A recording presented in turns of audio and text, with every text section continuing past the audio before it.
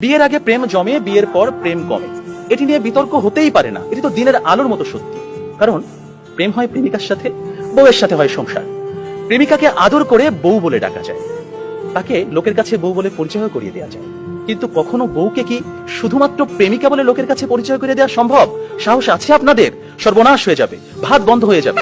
সুতরাং বিয়ে নামক একটি ঘটনার পর প্রেমিকাই থাকে না।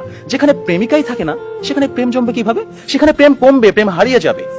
আবার প্রেমিকের দেয়া 2 পয়সার আলতা, কাঁচের চুড়ি কিংবা সস্তায় কেনা শাড়ি, এগুলো প্রেমের সময় প্রেমিকার কাছে থাকে আদরের, থাকে ভালোবাসার, থাকে যত্নের।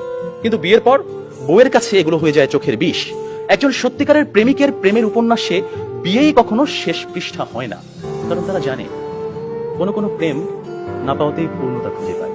তাই পৃথিবীর শত গল্প, কবিতা, উপন্যাসে প্রেমকে সাজানো হয়েছে না পাওয়ার বেদনায়। আর এজন্যই প্রেমটা আসলে বিয়ের আগেই, অর্থাৎ না পাওয়াতেই জমে। তাই অবশেষে আমি বলতে চাই, আমি যদি তোমাকে পাই তাহলে বিয়ের পর আমি হয়ে যাব দায়িত্বশীল পুরুষ।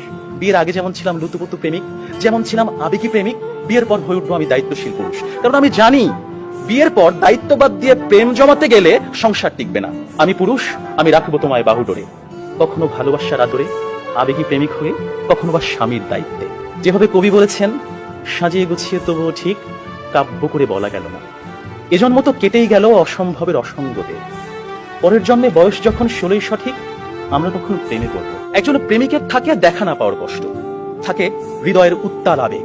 তাই বৃষ্টি কিংবা জ্যোৎস্নার রাতে যখন প্রেমিকার মন ভালো নেই, কিংবা যখন কিচ্ছু ভাল লাগে না, তখন প্রেমিকের থাকে নানা আয়োজন। মেসেঞ্জার কিংবা হোয়াটসঅ্যাপের ভিডিও কল থাকে উত্তাল। আমার জান, আমার জানটুস, আমার ময়না, আমার টিয়া, আমার হেটুস, তাকে কত রকমের সম্বোধন। রাত গভীর হয়, ওরা জেগে থাকে। শহর ঘুমিয়ে যায়, ওরা ঘুমায় না। ওদের কণ্ঠে থাকে গান, বুকে থাকে ছন্দ। কমলাবরণ মুক্তি তোমার, চাঁদের মতন হাসি, সত্যি করে বলছি আমি তোমায় ভালোবাসি। পান্তা ভাতে কাঁচামরিচ, গরম ভাতে ঘি, তোমার সাথে প্রেম করিতে আমার লজ্জা কি? অথচ বিয়ের পর হাজারো হিসেবের ভিড়ে পদ্য, কবিতা, ছন্দ সব যায় উড়ে। আপনারাই বলুন, এইভাবে কি কখনো প্রেম জমে? বিয়ে নামক একটা ঠুনকো শব্দ কখনোই কিন্তু প্রেমের বিশালতায় বাধা হতে পারে না। বরং প্রেম হচ্ছে সেই অস্তিত্ব যেখানে প্রেমিক মন জানে, জন্ম জন্মান্তরে তুমি আমার। তোমার সাথে আমার বিয়ে হোক আর না হোক, তুমি আমারই ছিলে, আমারই থাকবে। হুমায়ুন আহমেদ বলেছেন, যে প্রেম যত গোপন, সেই প্রেম তত গভীর। কোনো এক বসন্তের বিকেলে সবাইকে ফাঁকি দিয়ে দুজনে 2 টাকার বাদাম, 1 ঠোঙ্গা ঝালমুড়ি, কিংবা কোনো একটা নির্জন কফি শপে 2 কাপ কফি, বুকে দুরু দুরু হয়, কফির ধোঁয়ায় ধোঁয়ায় প্রেম জমে কি।